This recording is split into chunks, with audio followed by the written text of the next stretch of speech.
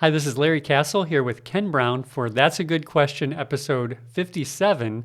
How should Christians view cancel culture and critical race theory?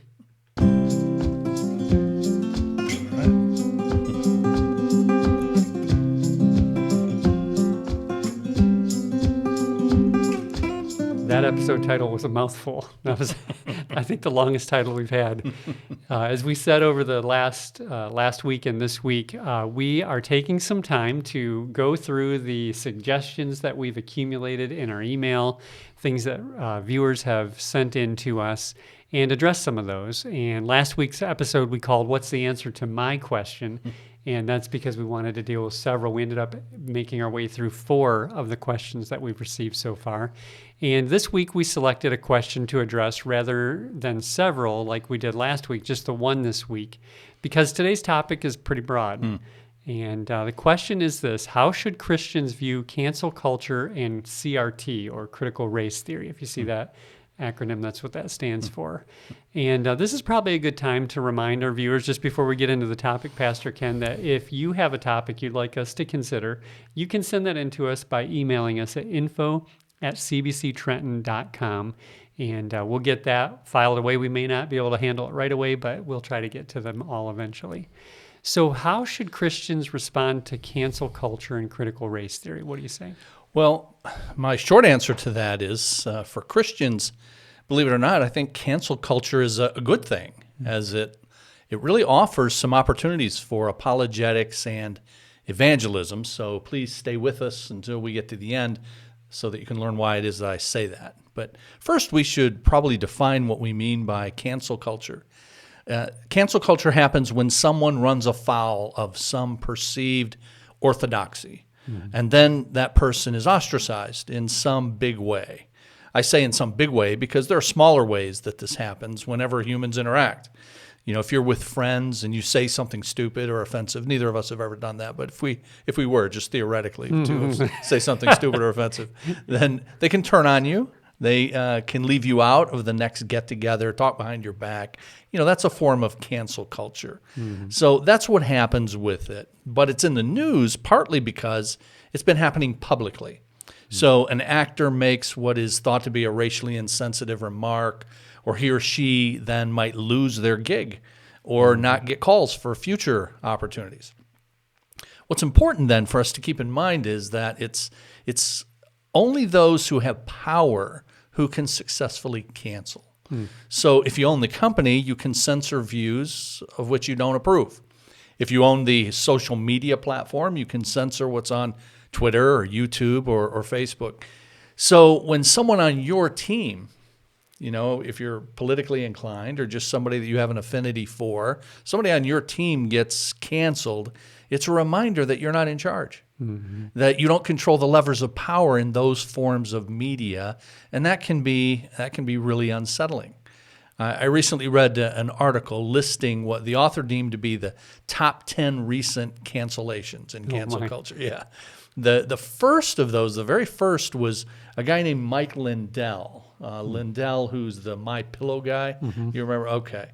So he's been a vocal supporter of our former President Trump, and also someone who is absolutely sure that the 2020 presidential election was stolen.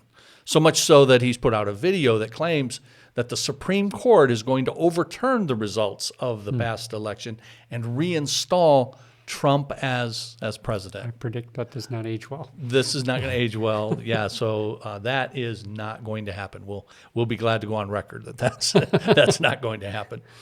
Now, this is a guy who, in Lindell, he was at the White House just days after the January 6th insurrection. And he was there at the White House. Now, I, for one, wonder why a guy like Mike Lindell is at the White House at all. Why is he there between the insurrection and Inauguration Day, which was on the 20th? He's there on the 15th, just 5 days before the inauguration. He's there to see someone or someones. Who exactly he saw, we don't know. But we know what he wanted to talk about because he had a written agenda in his hand that you can actually read. You can go and Google Mike Lindell notes. If you put in the term martial law, it'll come up right away, because it was photographed, what he had in his hand. And sure enough, it had the words martial law on it. So he's going into a meeting at the White House 5 days before the inauguration, just a few days after the insurrection, and he at least wants to talk to somebody about martial law. I just, as an aside, but as a citizen and an important aside in my mind, I just don't think we realize how very close we came to a full-on constitutional emergency in the weeks leading up to the transfer of power. But I admit I digress. Lindell had something like 20 partners drop him as an advertiser. So one could claim that he was canceled for being outspoken regarding his political views, and that's what many people say.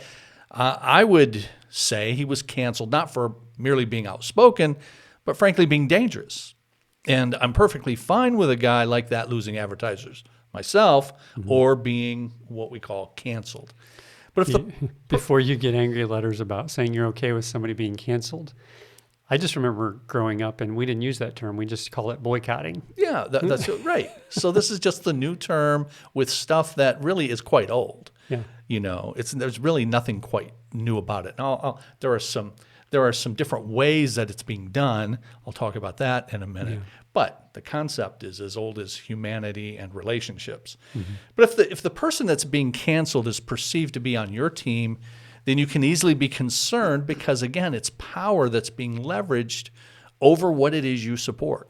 Got it. Yeah. So this is primarily then a clash of views, and conservatives, us, we're often the brunt of it because we don't have power, and we can be canceled then by the people who have the power. Yeah, as I said, in order to cancel, you have to have the power to do it.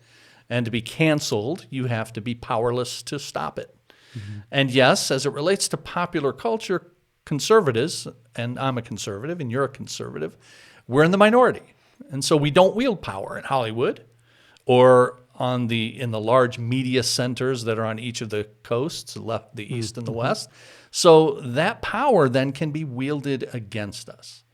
But as we've explained in the past, we're actually really living in a golden era of conservative power right now. Even though we don't have the power in Hollywood and the mainstream media, the truth is conservatives have control of more media than at any other time, certainly in my lifetime. So the recently passed Rush Limbaugh, for decades, owned the radio waves for a talk show, number one talk show in the country for years and years. Fox News, the Fox News channel. You have the Washington Times. We've had that for decades as a counterpart to the Washington Post. These are large conservative outlets. And then you've got the smaller ones, but they're up and coming, things like Newsmax and One America News and Epic Times and Dan Bongino and his podcast and Mark Levin and Breitbart and on it goes. I'm not necessarily recommending. In fact, some of those I most definitely don't recommend. I'll be talking about some of them being unreliable in a 2-week series that we're going to have at our church starting a week from this Sunday. So it'll be August the 1st. It's called The Wisdom Pyramid. It's based upon a book by that title that's designed to help us choose our information sources very carefully. But the point is conservatives have more power now, including media power, than at any time in our lives. But we don't control, it is true, the general culture. So it means those on our team are vulnerable to cancellation. So if it's a matter of power and conservatives have more of it now than in the past, why then is cancel culture such a big concern these days? It seems it would be, it would have been going on for a long time back to the days when, like you described, and we spent a whole episode on it at one point, or at least touched a large part on it, right, when we had less power as conservatives. Yeah, well, indeed it did, but not under the name cancel culture. It was mostly really just exclusion before you ever got a chance to be canceled. That's the way it worked back in the day. And then conservatives had to fight to get a share of the media and those kinds of things, and to get elected and to win Congress. I mean, they didn't win Congress for 40 years, the House of Representatives from 1954 to amazing. 1994. Yeah, so a lot of fighting, but a lot of progress was made. I think about, and I might get the chronology wrong, so correct me if I'm wrong on this, and I'm sure you're much more astute with these details sure here. I am. But I just remember the whole equal time that was during Clinton administration, wasn't boy. it? Oh, my. But that was more of a liberal push, Yeah. right? So you have a guy like Rush Limbaugh actually taking some ground now, and they're Absolutely. like, whoa, whoa, whoa, we own this ground. No, Is that that is absolutely right. No, you're remembering it very well. Except the Clinton, it came up in the Reagan administration, Okay. and the Reagan administration did away with something called the Fairness Doctrine that really drove conservatives off the radio waves. Gotcha. The Fairness Doctrine. If you go back to the Kennedy administration, and the Kennedys were absolutely ruthless in the way they used the Fairness Doctrine to get conservatives off the airwaves. Many of these conservatives were preachers, conservative preachers who were talking a lot of politics, a lot of conservative anti-Kennedy politics.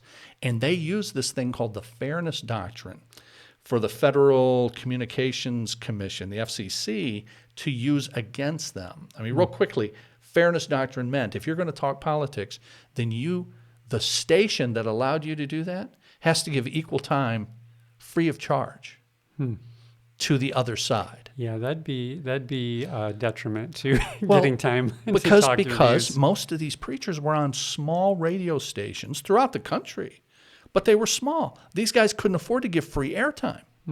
And so it meant I have to take you off the air. And so a lot of these guys went off the air. There's a book. How did that not then get all those preachers free time on other big channels where? Oh, sure. Yeah. Well, the Kennedy administration appoints the members of the FCC. Gotcha. That's how. Gotcha. And so you brought this up, and thank you, because it's a good point. But there's a book called Radio Right, if anybody's interested in that. That's the name of it, Radio Right. And the author is a guy that I've quoted at least once in a sermon recently, Paul Matzko, M-A-T-Z-K-O, M-A-T-Z-K-O, Radio Right. And it's all about this. It's a fascinating book about the Fairness Doctrine and how. So conservatives were off of the airwaves, out of mainstream media, but the Reagan administration comes along. They know that, and they get rid of the Fairness Doctrine. That's how a Rush Limbaugh was able to do what he did. So for most of our lives, the mainstream media in Hollywood were liberal and are liberal, and they were also the only games in town. So conservatives never got a voice in the first place. So there was no cancellation because you had you had nothing to cancel in effect, right? You can't cancel something that doesn't exist. So one of the reasons it become a big deal now is actually a bad news, good news situation. The bad news is there's this cancellation. The good news is it's because you actually have a platform. You have a platform that can be used by all voices on social media, and now conservatives and Christians have more of a voice, and they're engaged in the public square, but the more voice means more that can be canceled. That context is very helpful for me. This whole, I've heard it called the democratization of media. So everybody has a channel, so to speak, Right. now. I have multiple channels. Right. I have Twitter, I have a Facebook, I have all these different things, Instagram. So now that I have a channel, as you say, I can be canceled. Exactly. So we've got more avenues, and so that means there's more that can be canceled. And so it seems like it's a new problem, but it's not really a new problem. And in fact, it's born of a good thing that we actually have more Makes chances. sense. Back in the day, a conservative book didn't get on the library shelf in order to be pulled in the first place. You never got hired to the law school in order to be denied tenure. There was no question because they weren't going to consider you to begin with. You never got on television in order to have your series canceled. And now we have all of those things. So now the culture wars and one's views on things like homosexuality and race and abortion can mean the power of some very large outlets can be used against you. So we've tasted success, and now, so to speak, it can just be ripped out from under us. That's what we're talking about when we think that's gripe right. about cancel culture. It's being pulled away. Power is being pulled away. I think that's right. Conservatives have been concerned for many decades about liberal control of government, media, and TV, and their effects on the culture at large. And conservatives have wanted to counteract it and have really, really tried. But here's the thing. With all of the success, with gaining access to some levers of power and all, here's the truth of the matter. We are losing the decades-long culture war. Mm-hmm. We're losing that. There was a guy named Paul Weyrich. Some of our viewers may remember that name. He was one of the people that really helped religious conservatives, brought religious conservatives into the public square. Religious people had largely been sitting it out for a long time. The Fairness Doctrine had done part of that, taking them off the airwaves, all that stuff. And so Paul Weyrich was a big part of that. But he wrote, he's passed now, but he wrote in, I think it was 1999, 20 years ago, he wrote about after all of his decades of waging the culture war, we've lost, or at least losing. And here we are 20 years later, and it really hasn't gotten better. Mm-hmm. So we're losing really this decades-long culture war. And that's what I believe is causing people to be so fearful, to be so alarmed at cancel culture, because it's a tangible sign of our vulnerability, of our lack of power, and that scares many people. Mm-hmm. But we need to be very careful, friends, and I say this to our viewers. We're two pastors here. We care about the spiritual aspects of all of the things we're talking about, the import on the church and upon Christians. And therefore, we need to be very careful about the priority we place on power in the secular realm. Mm-hmm. We place so much importance, and we've expended so much energy on winning, that we're now afraid of being canceled as Christians. We place so much emphasis on winning that we've been willing to compromise our principles in order to own the libs and gain power in state houses throughout the country and in Washington. And now our identity as Christians, for too many people, is confused with our standing politically. So here's an example of that. Jenna Ellis. I've mentioned her in some past episodes. She was part of Rudy Giuliani's so-called elite strike force team, legal team, that sought to overturn the results of the last presidential election, going to court over and over again. They lost overwhelmingly, as we know. In fact, Rudy's no longer able to practice law in certain places because of the many unsubstantiated claims that he made in court. So Jenna was part of that, and she's also a professing Christian. And she has this pinned at the top of her Twitter feed. She says this: I'm going on record now that if they try to cancel Christianity, now just stop and think about that, cancel Christianity. That'd be something. I mean, canceling individual Christians and stuff is what, cancel Christianity? Okay. If they try to cancel Christianity, if they try to force me to apologize or recant my faith, I will not bend, I will not waver, I will not break. On Christ the solid rock I stand, and I'm proud to be an American, she says. Well, nobody's doing that. But it feels that way to Jenna.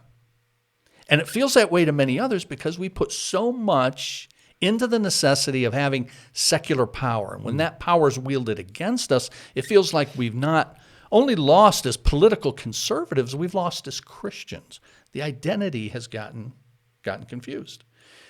So cancel culture represents something of outsized importance to many Christians because it's perceived as a threat to Christians, not only individually, but to the church and to its mission collectively. Yeah, I don't want to get too far off trail, but I'll just throw this in here. This might be a whole episode of its own, but I think part of the another problem that stems from that is we grow frustrated when we think that our mission, that it's worthy of our life, spending our time and our resources in order to try to change the world around us externally.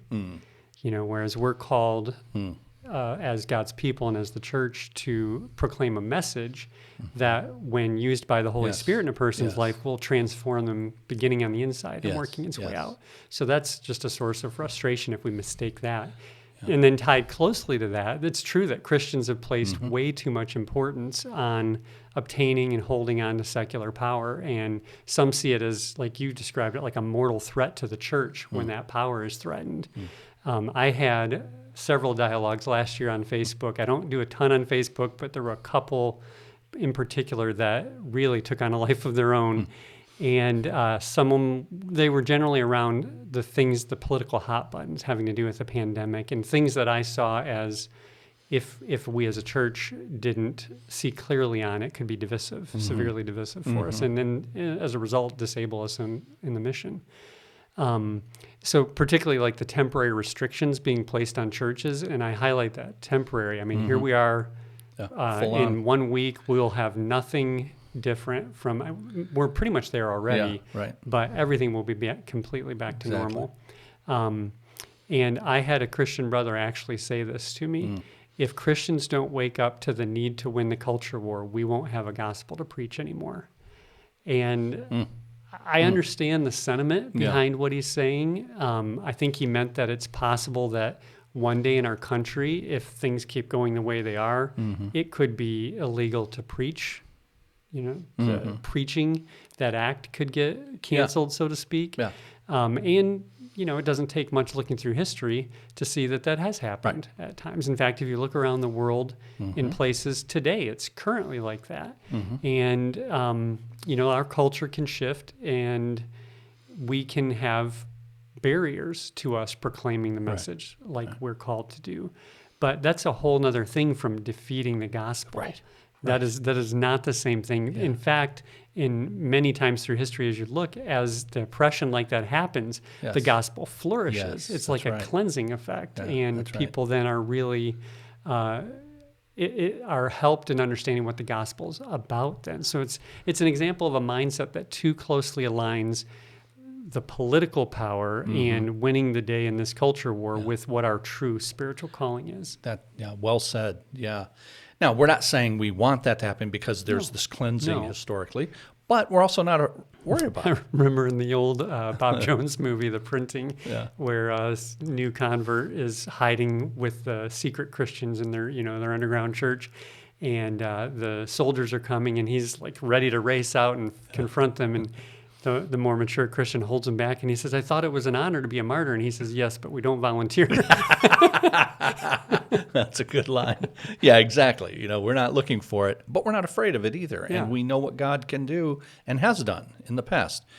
Yeah, so one reason we're so riled up about cancel culture is, I think, because we see it as yet another sign of decreasing cultural power. And we sometimes confuse secular power with spiritual success.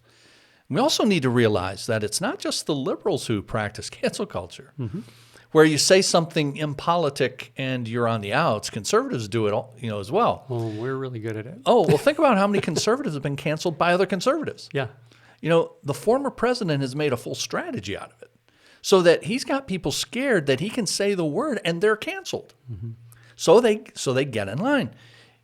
The Republican minority leader of the House of Representatives, Kevin McCarthy. I don't expect that everybody knows who all of these public officials are, but that's who he is. He's the top Republican in our House of Representatives.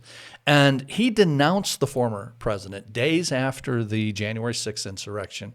But then he realized now that he's jeopardized his chance at becoming Speaker of the House, moving up to Speaker of the House next year, potentially, if the Republicans win the House, and they very well could. They only have about a 5-seat deficit, and he would become the Speaker of the House. But he needs Trump's support for that.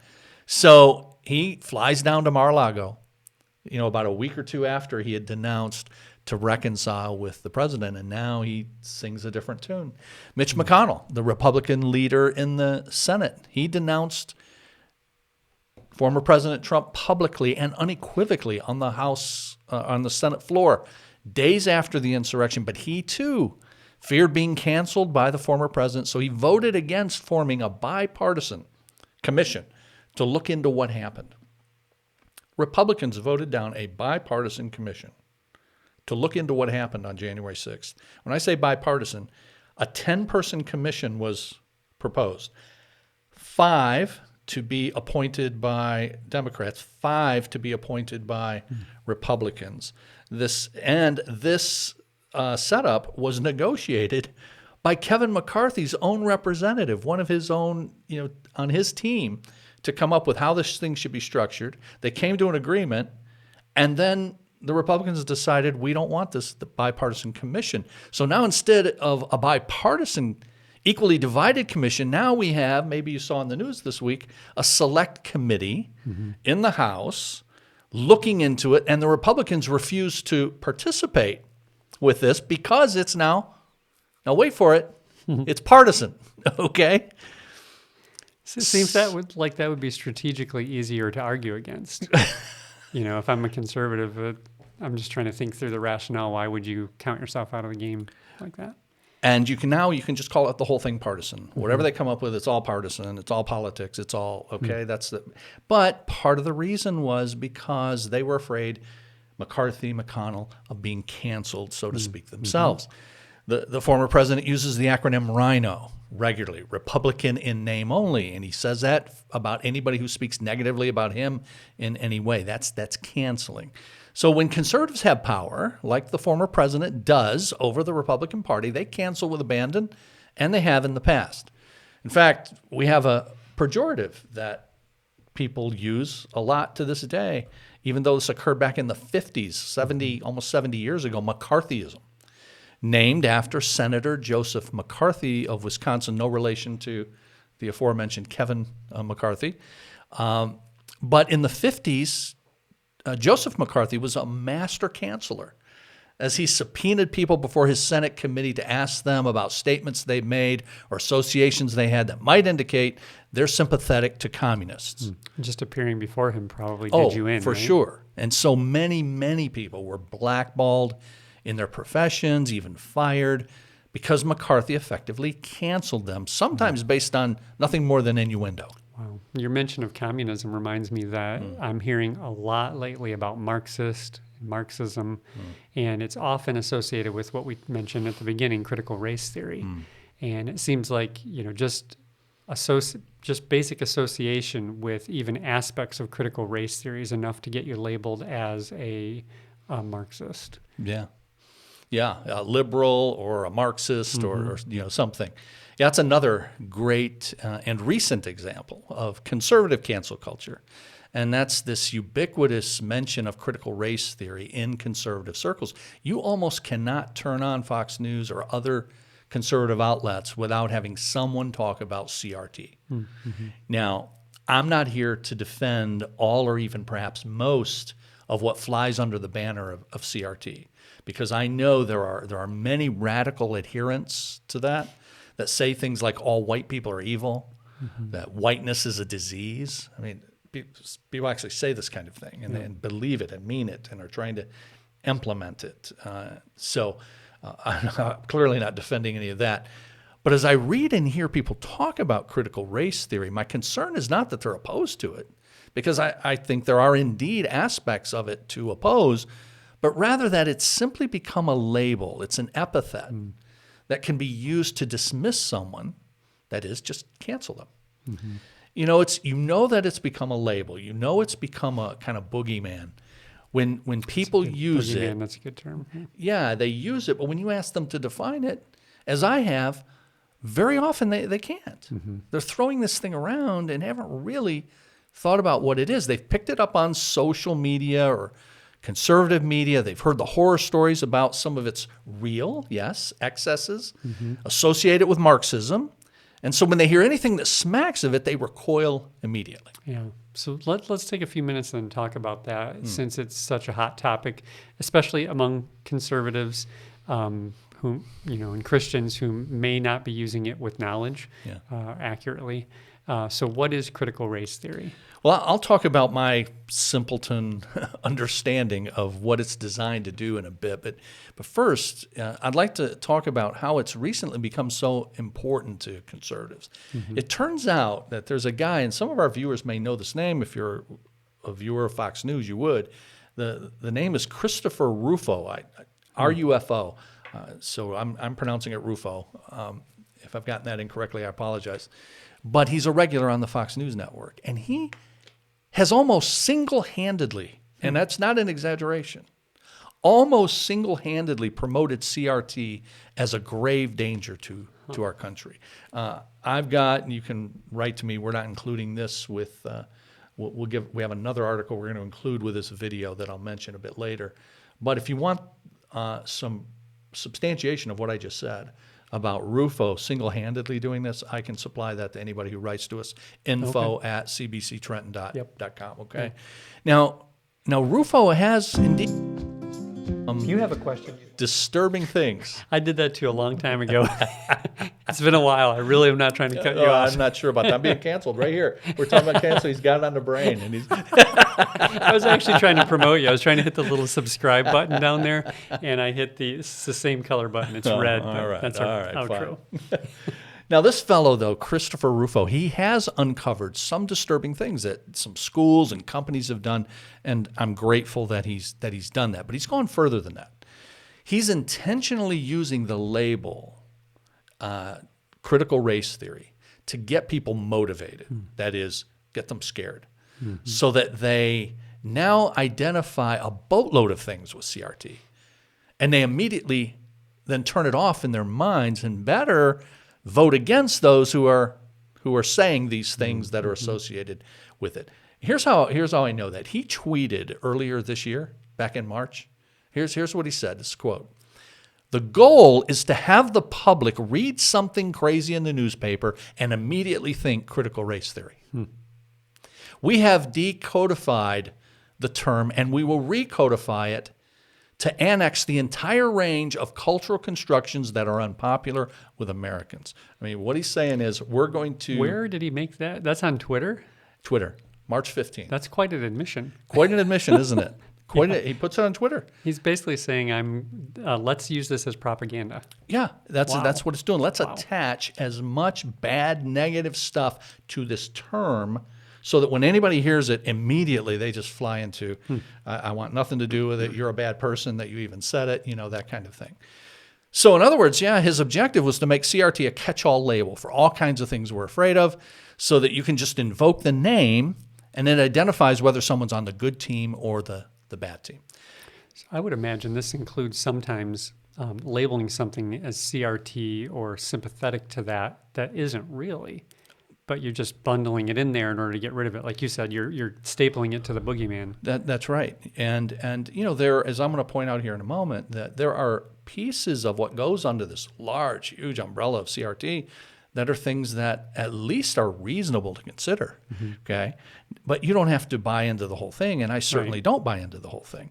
But if people are been trained to just dismiss as soon as they hear the term, now you can't do, as what I've heard people say in the past, I don't know who came up with the idea of, eat the watermelon but spit out the seeds, idea. But you're missing the whole the watermelon. You're not getting any of it. It's just impresses on me. I've mentioned to you several times over the last couple of episodes and in other contexts, just the last couple of years really impressing upon me the importance of paying attention to details and being willing to sift through things that are not as clear-cut as we always like them to be. Well, that's the life of the mind. Yeah. That requires thinking. Discernment. And that requires some effort, So this is easier to just say it's CRT, just label it. So, but it actually goes back decades, CRT does. It started as a legal theory that said, our laws and the way they are administered are tainted with racism. So unequal applications of laws would be analyzed through the lens of CRT. Things like the war on drugs and what some believe to be over-incarceration for drug offenses would be viewed as tainted with race because they're supposedly targeted toward minorities, especially blacks, and they have overwhelmingly adversely affected blacks. CRT adherents would point to the fact that blacks make up over half of our prison population, but they are 13% of our population. Now, that disparity, if you view it through a lens of critical race theory, is explained by racism in our laws and their application. Now, I'm not asking anybody to believe the conclusions of CRT, and certainly not all of their conclusions. Nor am I asking anybody to buy into the whiteness is a disease idea, that nonsense that some of its adherents do in fact spout. But I am encouraging us, though, as with all things, to know what it is before we simply throw it out. We simply throw it out and we just throw the label out there, and so we cut off thought and discussion. One can believe in a legacy of racism in our society and can believe that you have this legacy in our society at large and in our laws without being a full-on adherent to CRT. But if you use it simply as a label, then when you hear someone talk about something like systemic racism or a legacy of racism, you're going to dismiss that person immediately as a liberal or a Marxist instead of engaging that person on the merits. Let me give one quick example, okay? I was at a meeting of pastors recently, just a few weeks ago, and the question was thrown out there, what do you think about CRT? And immediately, words like Marxist got thrown out from the crowd. Just, it's Marxist. It's a bunch of fill in the blank. No kidding. I mean, just immediately, just dismissive. But as the discussion ensued, it was pretty clear nobody really understood what this was. So Rufo has been successful in connecting all of this stuff to a name so that then when people hear it, it's just immediately got the negative connotation and they don't listen to any of it. So can you give us an example of how CRT might be helpful then in analyzing what's happening racially in our country? Because it sounds, just to see that there might be more to it than we think, just if we think of what we've heard of the term in public. Well, I have, and if you've listened to our podcast, you've heard us mention David French a few times in the past. And I found an article that he wrote on CRT a few months ago. I found it to be quite helpful. He shows that aspects of it can be used helpfully, and as I'll illustrate in a moment, and as to how he sees that, but he also points out the dangers in the way it's used by some.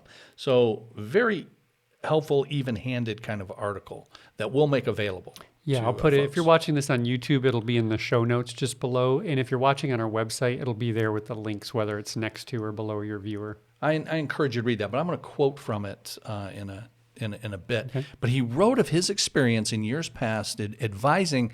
He's an attorney by training, and now he's a journalist, and he was also an Iraq War veteran too.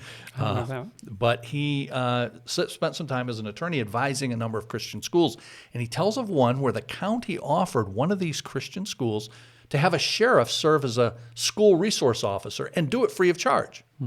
Now, the purpose was to deter or respond to potential school shootings, and a number of board members were, as you might imagine, initially very enthusiastic about this idea. I mean, what's not to love about getting free security at your school? Right. But here's what David French writes about this. He says, the headmaster spoke up and quickly changed the board's minds. The chances of a school shooting in that school were vanishingly low, he said, but the presence of law enforcement in our hallways would be reasonably certain to criminalize school discipline.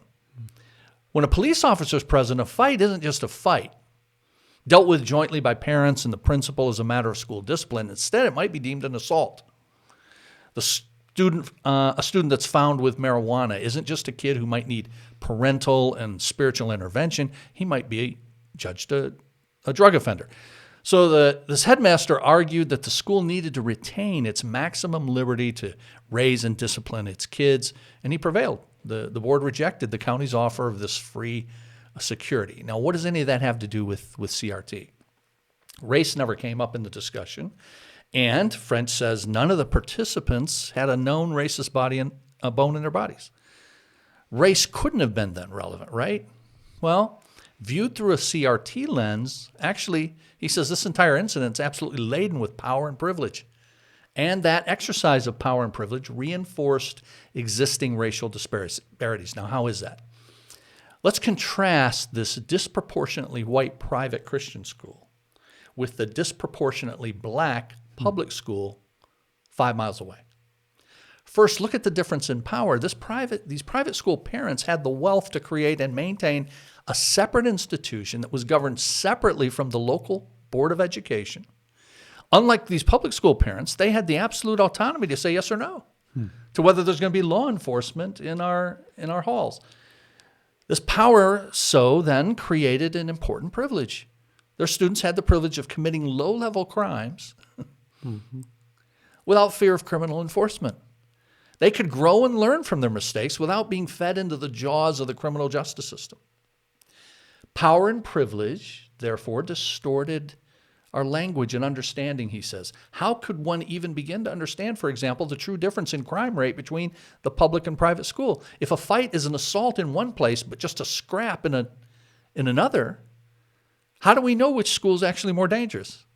If a marijuana purchase is a drug deal in one place and a mistake in another, how do we know which environment's more perilous for vulnerable youths? So, as I say, we recommend that, and then he talks about a lot of the excesses that go on within CRT that need to be roundly rejected. But let me just say, friends, we as Christians should not be intellectually lazy by depending on labels that get larded up with all sorts of things that we don't like, and all of it then just is subsumed under the label. Yeah. Things are often more nuanced than Exactly. we'd like them to be because Right. it's not easy. Right. Yeah. So you said in the beginning that you thought cancel culture can actually be helpful Oh, to wow. Christians. I did? How Okay. so? That was a while ago. Yeah. Yeah. Way back at the beginning. We're almost done here. Okay. Well, I mentioned this briefly in a recent sermon at our church. But cancel culture actually concedes something that's core to the Christian worldview.